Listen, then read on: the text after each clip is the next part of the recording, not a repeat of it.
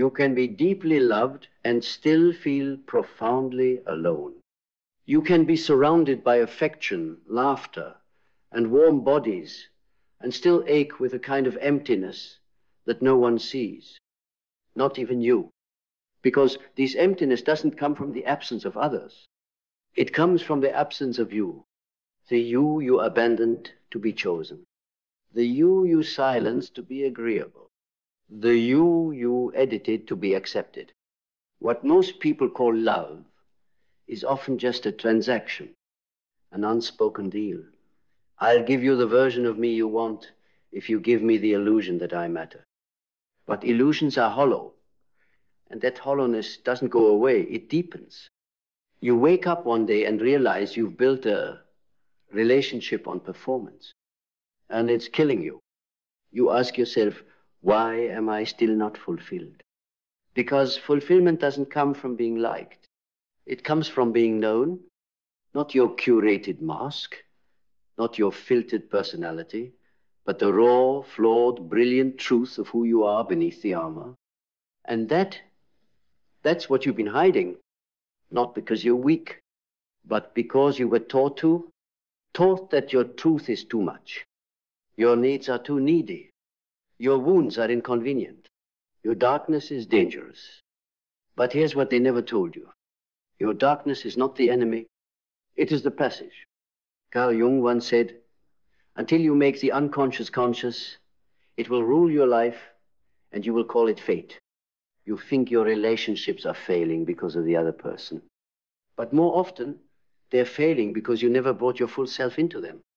You brought your conditioning. You brought your fear.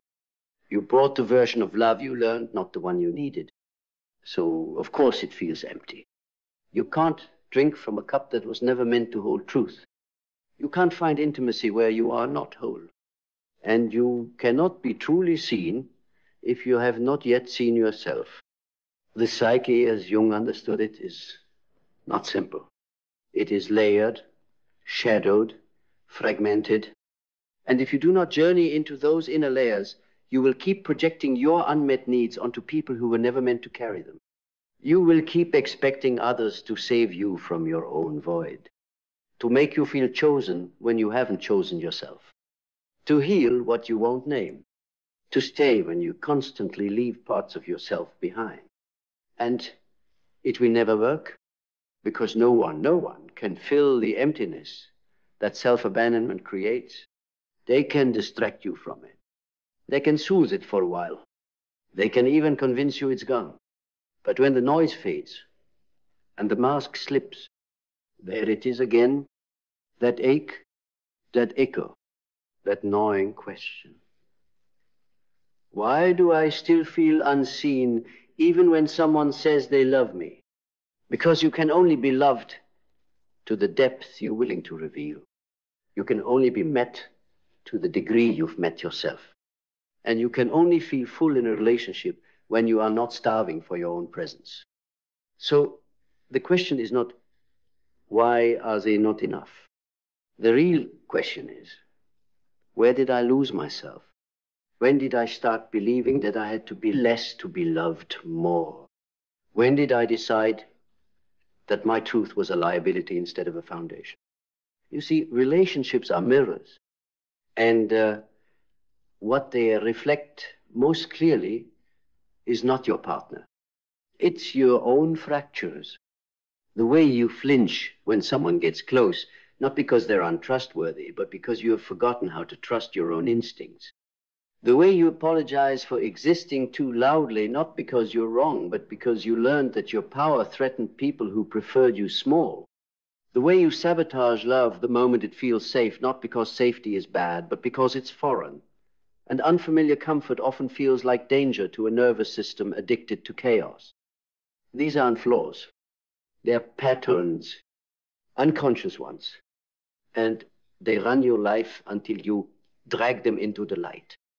You will always feel empty in relationships until you understand this. Love cannot save you from yourself. It can hold you, challenge you, reflect you, but it cannot replace the sacred work of reuniting with the parts of you you disown just to survive. And it's not your fault. We live in a world that teaches performance over presence, persona over authenticity, validation over truth. But Jung didn't believe healing was about perfection. He believed it was about integration, bringing all of who you are, light and shadow, into consciousness. Only then can you love from wholeness. Only then can someone actually see you and stay. So how do you begin? You stop running. You stop running from your aloneness, and you sit with it. Not as a punishment, but as a teacher. Because the loneliness you feel inside the wrong relationship is the part of you calling for reunion with yourself. You listen, not to the noise of dating advice, social media dopamine, or self-help hacks that bypass the soul, but to the quiet whisper underneath all of it. I want to come home to myself. You make space for your shadow. You let the anger speak. You let the grief rise. You stop numbing the ache with other people's bodies. And you start asking, what am I really afraid of? Most people say they fear abandonment. But the real fear is intimacy. Because true intimacy requires exposure, vulnerability, courage, not the kind of courage that chases love, the kind that stops chasing, that stands still long enough to ask, what does it mean to be with someone without losing myself? And that's where the work begins. That's where the work begins. Because until you understand the difference between connection and codependency, you will confuse attention for affection, control for care, and obsession for devotion. And that confusion, it costs you everything. You begin to orbit around others like they are the sun, forgetting that you were born a star yourself. You dim just to make them shine. You shrink just to make them stay. You betray your boundaries, hoping they'll reward your loyalty with love. But love that demands your silence is not love. It is a cage with velvet walls, soft enough to seduce, but strong enough to contain. Jung called it the persona, the mask we wear to survive society. But what happens when the mask starts wearing you? What happens when the image you've projected becomes more real than the self you've abandoned? You lose your ability to be touched, because touch without truth feels like invasion. And intimacy without authenticity becomes suffocating. You wonder why your relationships feel distant, even when you are physically close. Because closeness is not measured in inches, it is measured in depth. And if you haven't descended into your own depths, how can you possibly hold someone else in theirs? We fear being too much. But the truth is, no one has ever been too much for the right person. You have only been too much for those committed to staying shallow, for those who were never taught how to swim in emotional oceans, only to float on surface pleasantries. And maybe you've done the same. So now it's time. Time to stop mourning relationships that were never rooted in reality. Time to stop begging for love from people who only knew how to love your performance, never your presence. You want to feel full? Then be brave enough to feel empty first. Because in the silence of your own soul, you will meet the parts of you that don't need fixing, only witnessing. You don't need someone to complete you. You need to reclaim the fragments you gave away, the fragments you scattered in past relationships, the pieces of self-respect you traded for validation, the boundaries you bulldozed just to be touched, the integrity you bartered just to belong. You are not a half. You are not an echo. You are not a question mark waiting to be answered by another person's love. You are the whole damn exclamation. But only if you remember. Because no relationship can hold what you refuse to own. If you hide your needs, they will starve. If you suppress your voice, it will shatter your peace from the inside out. If you dim your light, you will attract people who fear the fire, not those who dance in it. Carl Jung warned us. People will do anything, no matter how absurd, to avoid facing their own soul. And isn't that what we do in love? We fall for the fantasy instead of facing ourselves. We look for rescue instead of reflection. We chase happily ever after instead of asking, am I even living honestly right now? If you want relationships that nourish, not drain you, you must begin where most are too afraid to look. In the mirror. Not the kind that flatters, but the kind that reveals. Not the kind that edits, but the kind that exposes. You don't attract what you deserve. You attract what you are. And if you are still fragmented, still ruled by unresolved pain, you will be drawn to people who mirror your brokenness, not your brilliance. But here's the miracle. That same mirror can become your medicine. The relationship that cracked you open, it wasn't a failure. It was a revelation. It showed you the places that still bleed, the stories that still haunt, the boundaries you never built, the voice you never used. Pain is not punishment. It is the soul's most honest feedback. It says, something here is not aligned with your truth. So listen. Stop silencing the ache.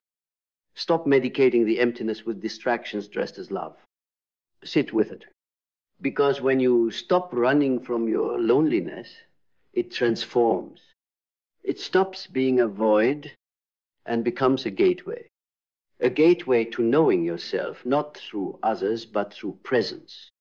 A gateway to choosing yourself, not because someone else didn't, but because you finally did. And when you do, when you come home to your wholeness, you stop needing people to fill you. You start inviting people who can meet you. Not save you, not fix you, not complete you. Just witness you in your fullness, in your depth, in your darkness, and in your dawn. This is not poetic theory. This is psychological truth. Jungian psychology teaches that wholeness does not come from rejecting the shadow, it comes from integrating it. And until you integrate your shadow, you will project it onto lovers, onto friends, onto anyone who comes close enough to trigger what you have not healed. So how do you break the cycle? You stop assigning others the role of healer. You stop expecting your partner to fix what your childhood fractured. You stop blaming them for your emptiness and start befriending it. Because your emptiness is not a flaw. It's an invitation to excavate the parts of you buried under years of performance. To unearth the child who learned that love must be earned. To rescue the adolescent who decided their needs were a burden. To hold the adult who still fears that real connection is always followed by loss. No one teaches us how to stay. How to stay when it's hard. How to stay when we're triggered. How to stay when the other person holds a mirror to the wounds we've spent years avoiding. But the work of love, real love, is not in the falling. It's in the staying. Staying with yourself first. And then learning how to stay with another without disappearing. That's what your soul is craving. Not just romance, not just chemistry, but depth, sanctuary, the kind of connection where masks fall and truth rises, where silence isn't avoidance, but reverence, where your presence alone is proof that you no longer abandon yourself to be held. You are not too much. You were just never in the right room. And now it's time to build that room inside of you, a place where every part of your psyche has a seat at the table. The shadow, the child, the warrior, the seeker, the truth teller, the one who finally said, enough, enough, enough with pretending you're fine just because someone stayed. Enough with calling it love when what you're actually doing is emotionally negotiating your right to exist. Enough with smiling through soul-numbing silence just to avoid confrontation. You were not born to be tolerated. You were born to be known, not just touched, not just praised, known. And to be known You have to know yourself first. Not your resume, not your relationship history, not your achievements, but your truth, the beliefs you've swallowed without question, the needs you've buried out of shame, the desires you're afraid to name, the wounds you've disguised as strength. This is where transformation begins, in ruthless inner honesty, not the feel-good bubble bath kind of self-love, but the gritty, tear-stained kind, the kind that forces you to ask, who have I been becoming in order to be loved? And who would I become if I stopped? If you never asked yourself that you've been sleepwalking, moving through relationships like a ghost, looking for a body to haunt, and the tragedy is you keep calling it love. Jung warned us, when the shadow is not integrated, it sabotages.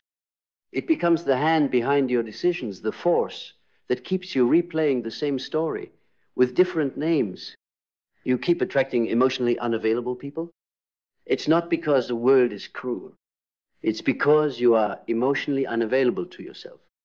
You keep losing yourself in relationships. It's not because they were too powerful. It's because you surrendered your power before the first kiss. Let's get brutally honest.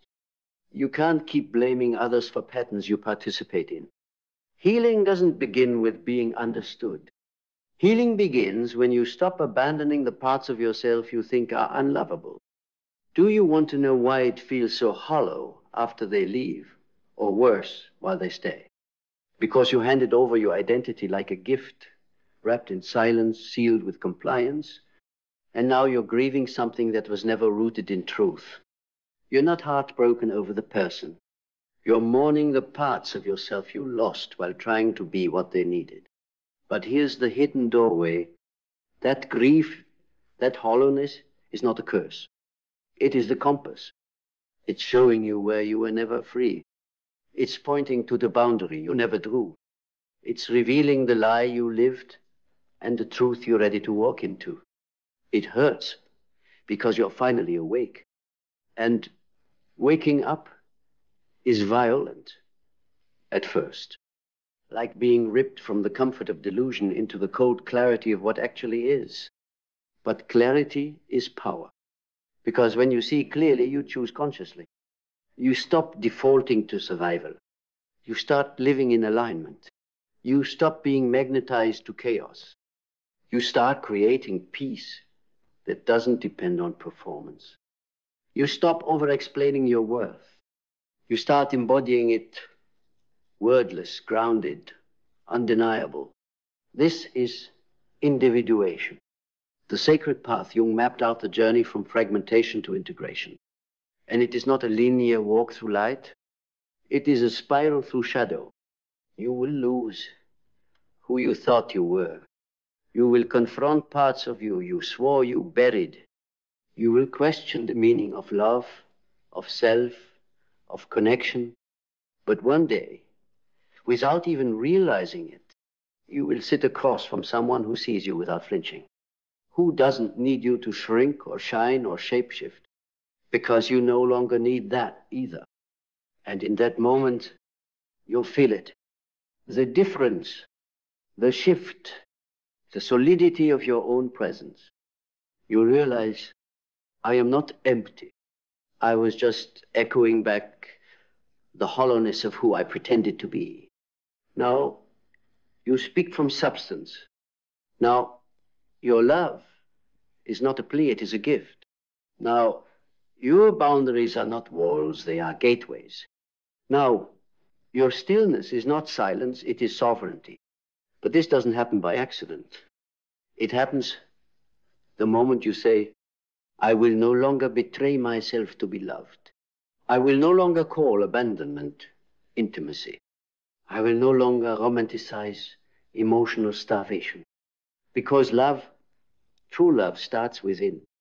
And until you meet yourself at the depths where no one applauds, you will keep begging for what you have the power to give yourself. You are not waiting for someone to choose you. You are remembering that you've always been the one with the key. the one with a voice, the one with a fire, the one who doesn't need to be understood by the world because they finally understand themselves. And from that place, you become magnetic, not to everyone, but to the right ones, the ones who resonate with truth, the ones who are not afraid of your intensity, the ones who meet your depth, not with fear, but with reverence, because you stopped begging for crumbs and started building a feast.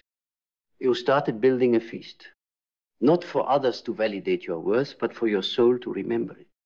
Every choice you make now echoes with the sound of someone who has come home, to their body, to their truth, to their voice.